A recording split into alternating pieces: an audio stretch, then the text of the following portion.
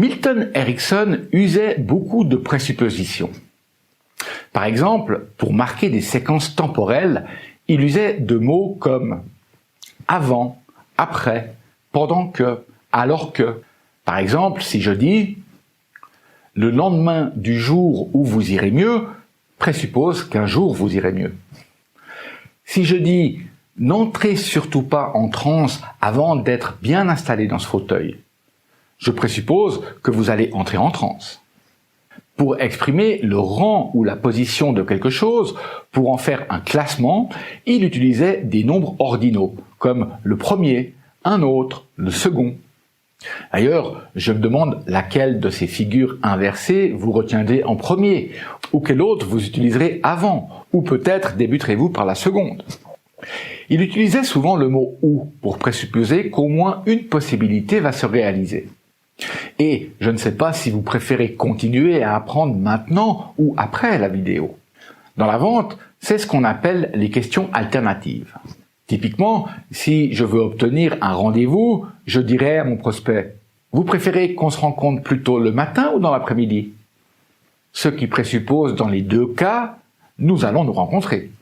Pour faire remarquer un élément particulier à la conscience du sujet, il utilisait des mots tels que se rendre compte, remarquer, réaliser.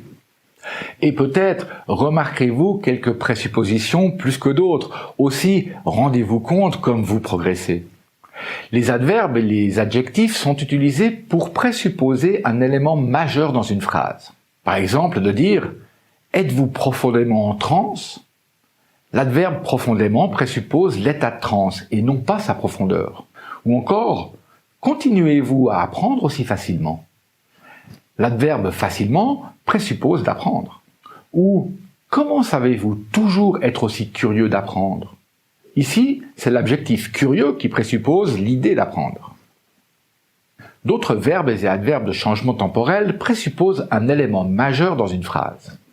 Des verbes comme « commencer »,« finir »,« continuer »,« arrêter »,« démarrer » ou des adverbes de temps comme « déjà »,« pas encore »,« aussitôt »,« désormais »,« depuis ».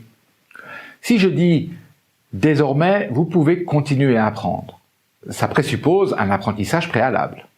Ou si je dis « êtes-vous encore curieux d'écouter », ça présuppose une curiosité déjà manifeste. Les adjectifs commentaires tels que « heureusement »,« nécessairement »,« évidemment » présupposent tout ce qui va se trouver après le premier mot.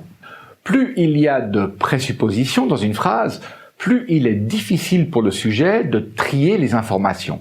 Pourtant, l'inconscient traite chacune d'elles. Et toutes les figures du Milton Model contiennent des présuppositions.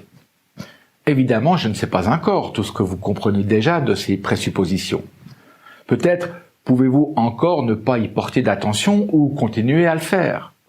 Alors, pas plus tard que bientôt, il vous sera encore plus facile qu'avant d'avancer de la façon qui vous convient le mieux maintenant.